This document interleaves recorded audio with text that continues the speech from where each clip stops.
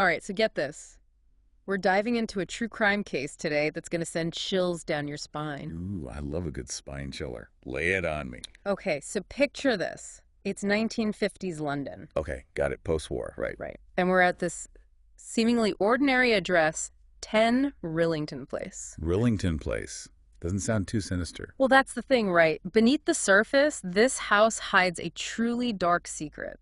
We're talking multiple murders, a wrongful conviction, and a miscarriage of justice that shook Britain to its core. Wow, okay. You've got my attention. Now I really want to know what happened. We're basing this deep dive on a Case File podcast episode, and let me tell you, it had me on the edge of my seat the entire time. Case file. Those guys are good. They really know how to tell a story. For sure. So at the heart of the story are two key figures. John Christie, the seemingly unassuming guy who turned out to be a real monster, and Timothy Evans, a young father who got caught up in Christie's web of lies. Okay, I'm seeing where this is going. A classic case of mistaken identity. Oh, it's way more complicated than that. See, Evans was actually executed for a crime that Christie later confessed to. Wait, what? He was executed for something someone else admitted to. How is that even possible? That's the million-dollar question, right? And the answer takes us deep into this twisted labyrinth of a case. All right, lead the way. I'm hooked. Okay, so let's set the scene. It's March 1953. A new tenant, Beresford Brown, is doing some renovations in the ground floor flat at 10 Rillington Place, the same flat that John Christie used to live in. Okay, I'm with you. So this new guy is just trying to fix up the place, right? Exactly. Yeah. But as he's working, he stumbles upon this hidden alcove behind the wallpaper, and you'll never guess what he finds inside. Ooh, okay. This is where it gets creepy. Don't tell me bodies. 3 bodies crammed into this tiny space. Oh, man. Talk about a gruesome discovery. Right. The police arrive, and it's like something out of a nightmare. This cramped, dark space, the air thick with the stench of decay. The victims, all young women, are positioned in ways that suggest something truly sinister. Okay, now I'm really getting chills. What kind of positions? One of the women, Hectorina McLennan, is found kneeling, her body contorted. Ugh.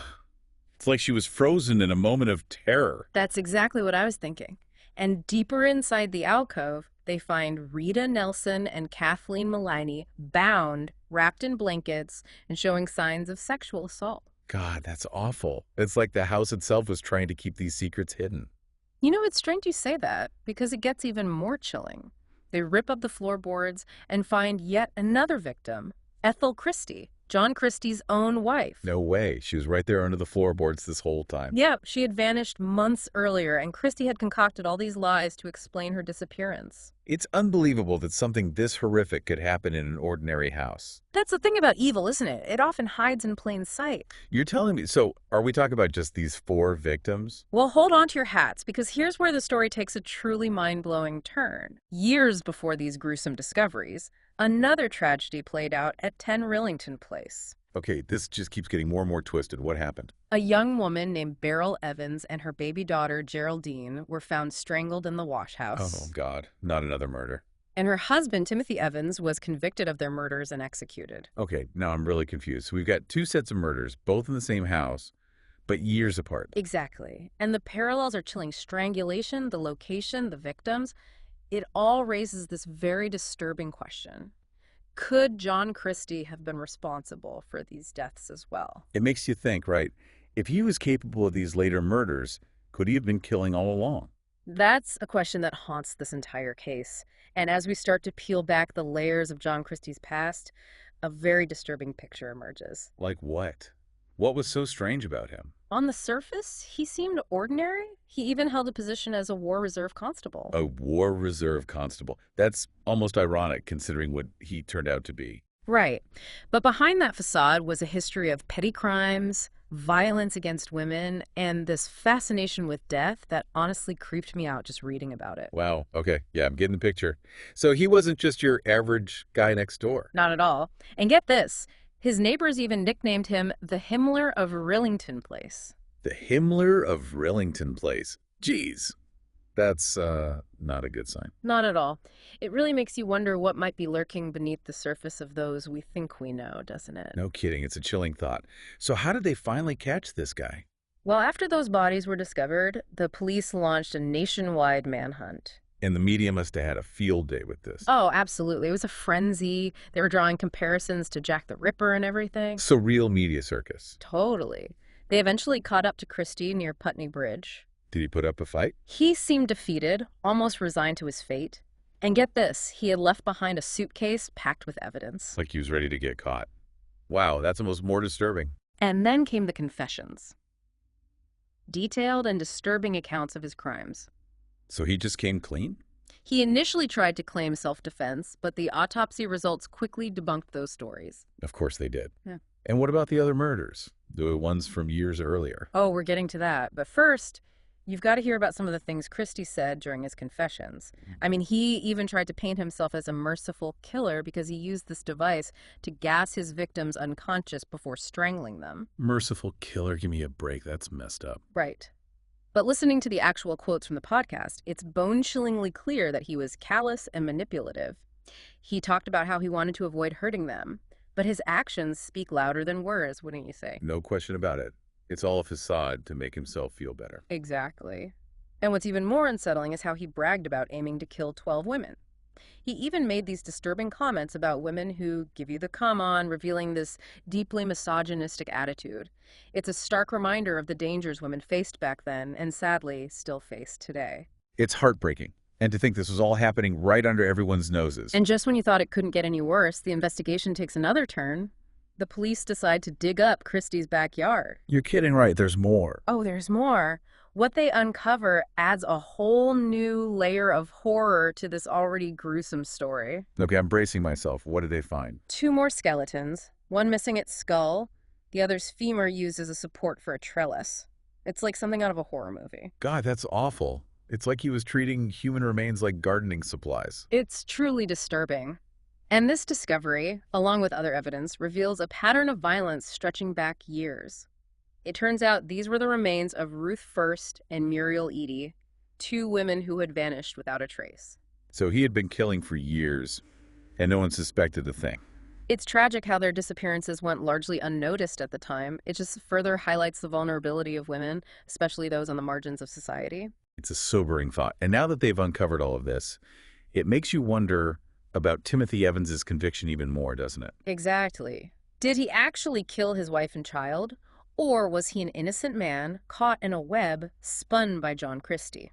That's the question that will drive the rest of our deep dive. And trust me, the answer is more complicated than you might think. Okay, well, you've definitely got me hooked.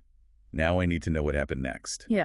So we're left with this huge question hanging in the air. Did Timothy Evans actually kill his wife and child?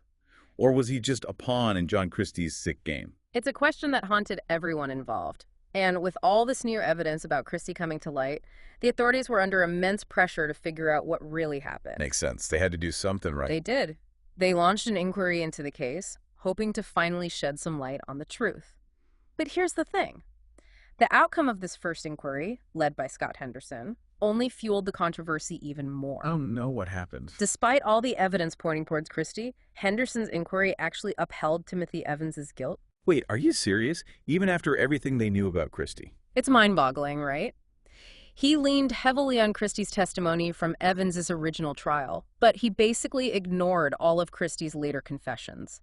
It's like they were trying to force a square peg into a round hole. That's just crazy. You'd think they would be more willing to reconsider the evidence, especially with someone's life on the line. You would think so, right? But thankfully, there were others who weren't going to let this injustice stand. There were authors, journalists, these really tenacious individuals who refused to let the truth be buried. So they were like the real-life detectives in this story. Exactly. People like Ludovic Kennedy and Harold Evans, they became champions for Timothy Evans. They pored over the evidence, scrutinizing every tiny detail, and through their books and articles, they exposed all the flaws in the original investigation and trial.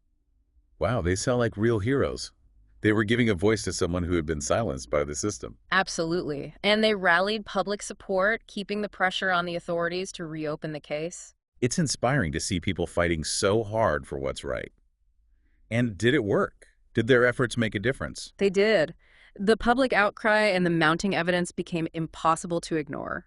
In 1965, a second inquiry was launched, led by High Court Judge Sir Daniel Braben. And this time, it was way more thorough than the first one. Thank goodness. So was this second inquiry able to reach a clear conclusion? Well, not exactly. It's not that simple, unfortunately. Even though Braven's inquiry was much more thorough, they still couldn't completely untangle the web of this complicated case. So what did they conclude? They said that while Timothy Evans likely killed his wife, Beryl, he probably didn't kill their baby daughter, Geraldine. Wow, that's a strange outcome. How could they be so sure about one death but not the other? It really highlights the limitations of evidence and testimony, especially back then. Remember, this is all happening decades ago, long before all the advances in forensic science that we have today. That's true. I guess back then they didn't have all the tools and technology we have now to really get to the bottom of things. It makes you wonder how many other cases might have been mishandled in the past because of that. It's a sobering thought for sure. But even though they couldn't reach a definitive answer about Beryl's death, the second inquiry did acknowledge that there was strong evidence against Christie regarding Geraldine's death. So at least there was some recognition of the truth, finally. It must have been a small victory for those who had been fighting so hard to clear Timothy Evans's name. It was.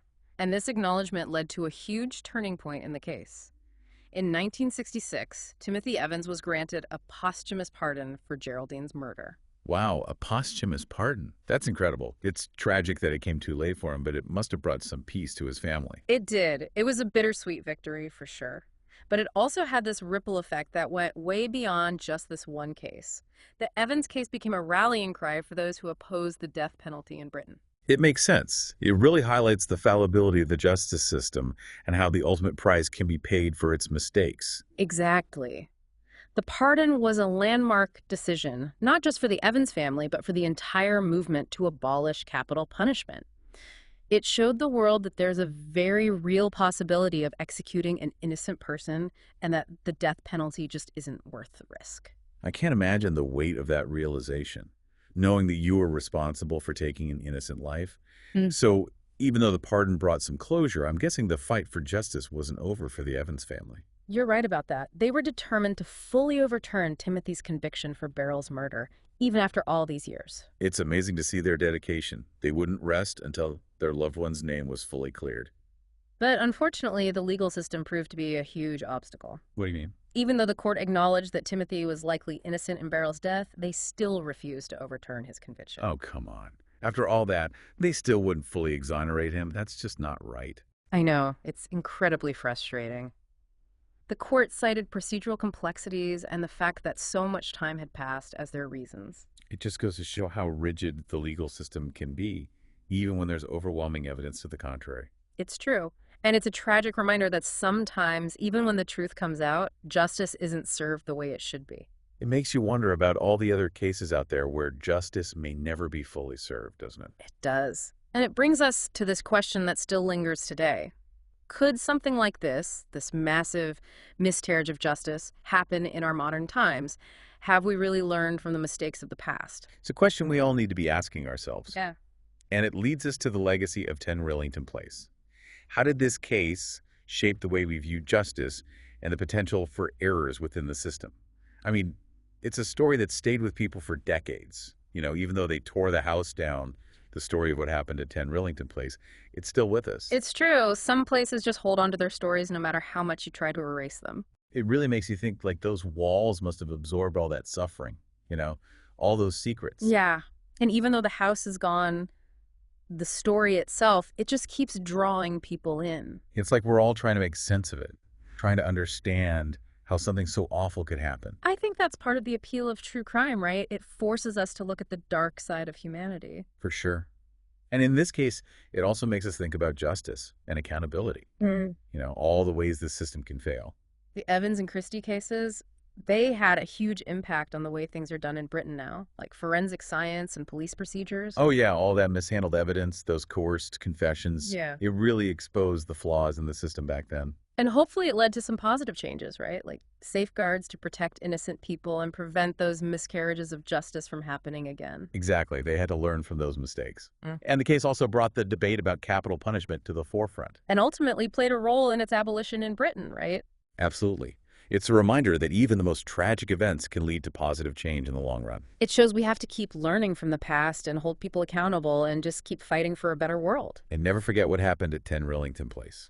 It's easy to get caught up in the details of the case, but we can't forget the victims. You're so right. Their stories deserve to be heard and remembered. Exactly. Hectorina McLennan, Yeah. Rita Nelson, Kathleen Maloney, Ethel, Christie, Ruth First, Muriel, Edie Beryl Evans, and Geraldine Evans.